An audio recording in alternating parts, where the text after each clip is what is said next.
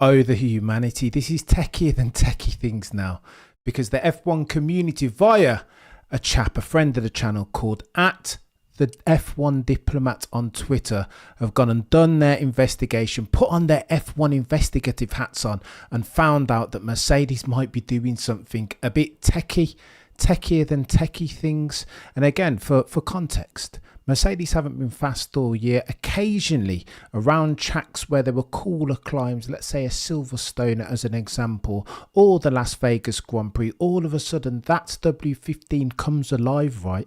There's something about it and the way it turns on its tyres, gets its tyres into the optimum temperature window, and then all of a sudden where they were back markers / midfielders to be precise, all of a sudden Mercedes now have a car capable of winning races and therefore championships. And again, all F1 aficionados around the world have reacted confused. How does that make sense? Once upon a time Mercedes were back markers, midfield bods, and now all of a sudden they're quicker than McLaren. Make this make sense. And again, for context, there's been movement as far as the rules. McLaren was super quick in no small part due to their mini DRS. Again, wing flapping. It was chaos. You saw it though at Baku. That indeed was the source of Oscar Piastri's victory.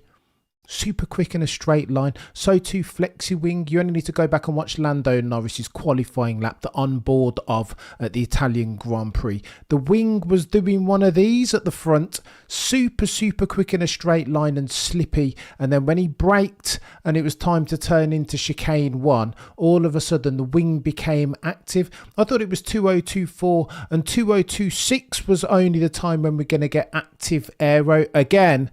Load testing was tinkered with, and the FIA said, you know what, you can't do that anymore. However, we've got new evidence about Mercedes explaining, for the avoidance of doubt, why they were so quick this weekend. Again, go and follow my old mate, friend of the channel, at the F1 Diplomat, because he's done the investigation for us. Let me show you what we've seen. And in fact, let me tell you this before I show you the footage.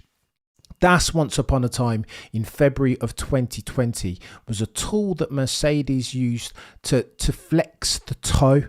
What are you talking about with toe, Cameron? Well, toe is the angle of the front wheels. Toe out looks like this. Toe in looks like this. Well, why would you ever use that? Well, toe out. Well, let's do toe in first. Toe in. Again, the reason why Mercedes used it back in the day was to decrease the aerodynamic footprint even of the front of the car. Do one of these. So Lewis Hamilton back in the day and Bottas would pull on the steering wheel, do one of these, and the toe of the front wheels would do one of these.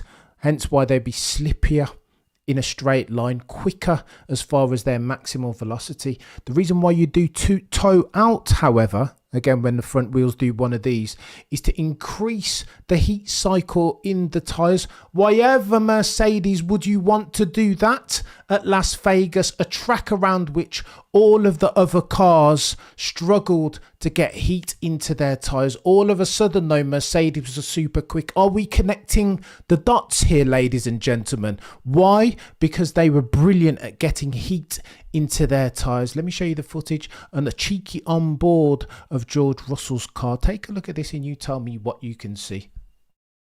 I'm going to stay quiet first and you tell me in case I'm being noddy and conspiracy theorist. So again, footage courtesy of the F1 Diplomat on Twitter. Go and follow that dude for all of your best, the goatiest in F1 investigative journalism. Look, so you can see what's happening. First, the line in the middle of the screen shows you that it's minimal. It is minimal. I get it. But ultimately, George Russell looks like he's pulling back the steering, doesn't he? Doing one of these, just as Lewis Hamilton did in February of 2020 when Mercedes were using dual access steering. Do one of these to flex the toe of the car. In that instance, they were doing toe in with a view to maximize the maximal velocity of the Mercedes in a straight line. Lewis Hamilton would pull back on the steering. You tell me what George Russell's doing here. Again, for the avoidance of doubt, is George Russell not pulling back on that steering? Of course he is. It's minimal. We're talking millimeters, but he is absolutely doing it. And the FIA need to need to look into this, surely, if the FIA as a regulatory body are worth their metal. So too, before I pull away this again, we're revealing other secrets, right? Peeling back the fourth wall, courtesy of the F1 diplomat on Twitter, the goatiest investigative journalism that you will ever find. You won't find this on Autosport or Planet F1, not yet. They'll be watching this and they'll report it tomorrow. Here's what also I want you to pay attention to, because I thought I was wearing a tinfoil hat for a second.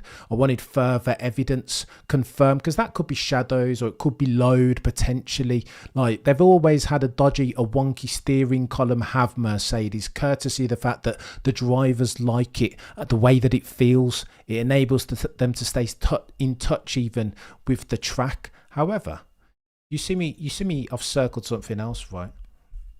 What have I circled on the right? Is that in tandem with George as he's pulling back the steering wheel? Whatever that is, again, this is way above my very noddy B-spec technical mind.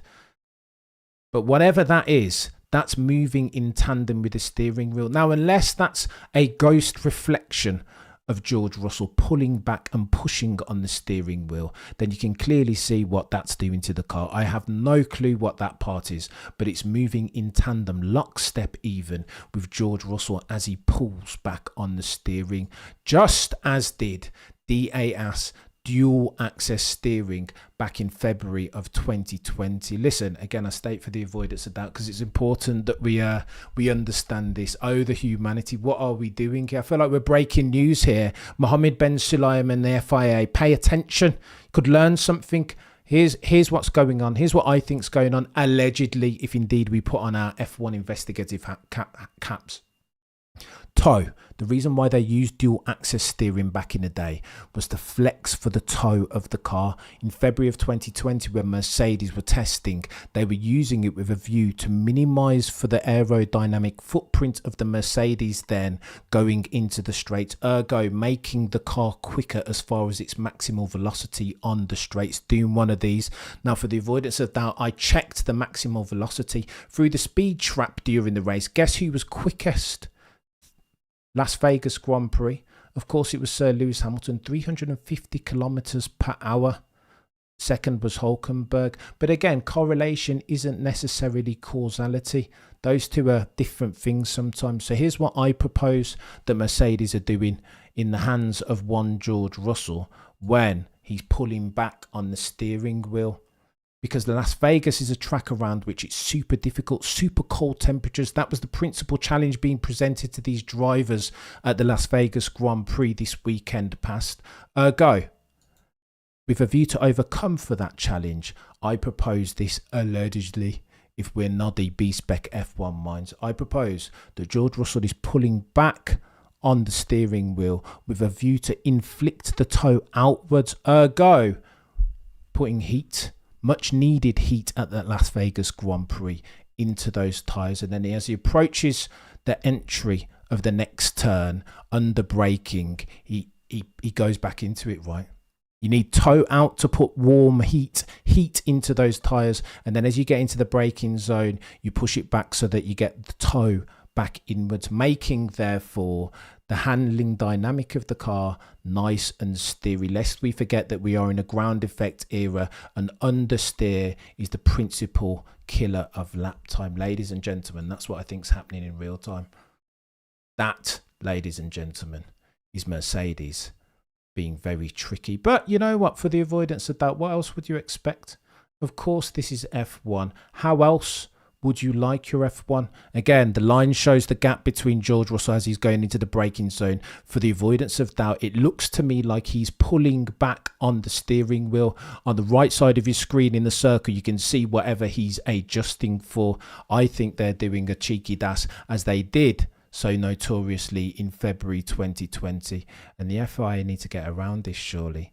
Expect, therefore, there to be a ruling in short order once the powers that be, the FIA, the F1 media, the F1 aficionados around the world, courtesy of our old mate at the F1 diplomat on Twitter. Ladies and gentlemen, how do you like your Formula One?